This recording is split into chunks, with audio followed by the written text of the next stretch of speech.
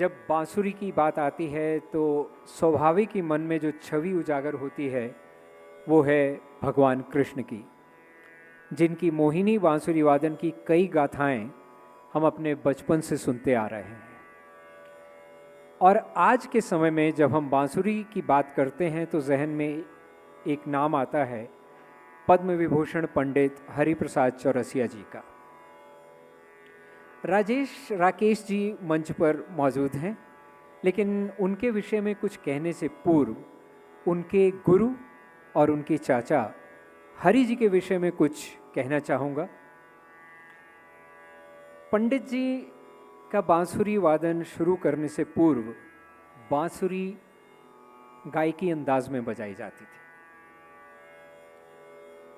पंडित जी पहले से ही बांसुरी बचपन से ही सीख चुके थे।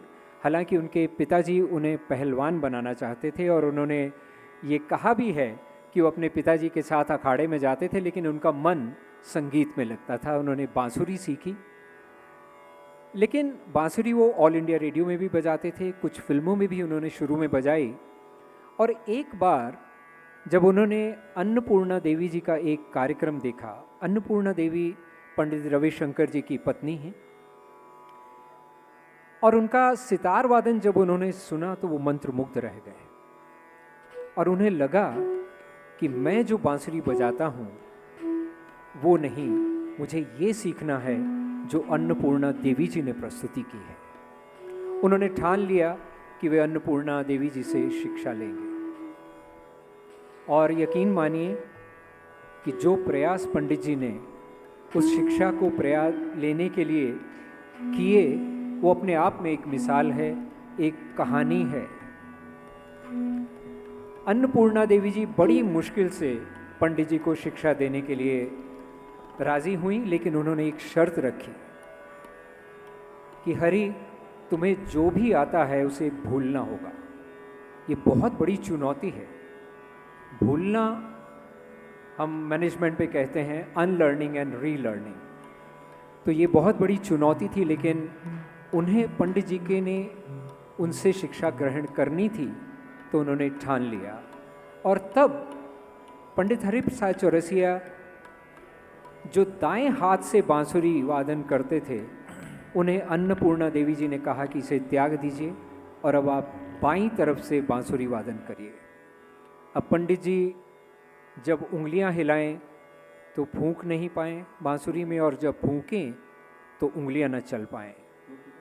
ऑल इंडिया रेडियो में वो नौकरी करते थे और वहीं स्टूडियो में बैठकर 18 घंटे का उन्होंने रियाज किया और बांसुरी को उस शिखर पर ले गए जहां इसकी कल्पना भी कोई नहीं कर सकता था। बांसुरी को गायकी अंग के से तंत्रकारी अंग में बजाने का श्रेय केवल पंडित हरिप्रसाद चौरसिया जी को जाता है। और इसी चौरसिया परिवार में 1971 जनवरी में एक विलक्षण प्रतिभा वाले बालक का जन्म हुआ, जिसे बचपन से ही संगीतमय वातावरण मिला और हरि जी जैसे चाचा और गुरु का स्नेह और उनसे दीक्षा मिली। आज वही प्रतिभाशाली बालक अपने गुरु पंडित हरिप्रसाद चौरसिया का प्रिय शिष्य, देश का एक प्रसिद्ध बांसुरी वादक है जिसका नाम है राकेश चौरसिया।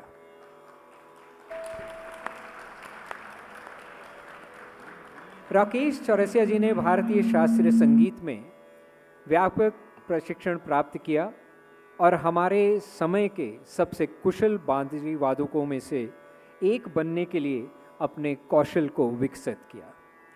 राकेश की संगीत यात्रा 5 वर्ष से ही आरंभ हो गई थी। संगीतमय वातावरण था परिवार में और उन्होंने जल्द ही बांसुरी के लिए एक प्राकृतिक प्रतिभा दिखाई। अपने चाचा पद्म विभूषण पंडित हरिप्रसाद चौरसिया जी के समर्थन से राकेश ने बांसुरी को सुंदरता और उत्कृष्टता के साथ बजाना सीखा। वे जल्द ही सार्वजनिक रूप से प्रदर्शन करने लगे। उन्हें दर्शकों और संगीत समीक्षकों से समान रूप से प्रशंसा मिली। संगीत की दुनिया में राकेश जी के योगदान को कई पुरस्कारों से सम्मानित किया गया है, जिसमें प्रतिष्ठित 2007 में भारतीय संगीत अकादमी पुरस्कार, 2008 में आदित्य बिरला कला किरण पुरस्कार, 2011 में गुरु शिष्य पुरस्कार और भारतीय शास्त्रीय संगीत में उनके उत्कृष्ट योगदान के लिए 2017 में इंडियन ऑफ द ईयर पुरस्कार से सम्मानित किया गया। हम राकेश जी का मंच पर हार्दिक स्वागत करते हैं। आज राकेश जी के साथ तबले पर संगत कर रहे हैं बनारस घराने के प्रसिद्ध पंडित बुलबुल महाराज जी के शिष्य श्री मिथिलेश झा, जो स्वयं एक लाजवाब तबला बजाते हैं और देश विदेश में अनेक कार्यक्रमों में भारत के दिग्गज कलाकारों के साथ संगत कर चुके हैं। मैं मंच हवाले कर रहा हूं राकेश जी के, जो संगीत सुरों से और उसकी रंगत से हमें सरोबार करेंगे। राकेश जी, मंच आपके हवाले। नमस्कार, आप सबका बहुत बहुत स्वागत है। ये मेरी खुशकिस्मती है कि मुझे यहाँ विरासत में पहली बार अपना प्रस्तुति देने का मौका मिला है।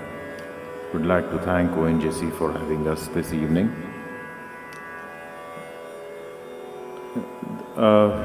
We'll begin with a North Indian rag Maro Bihag.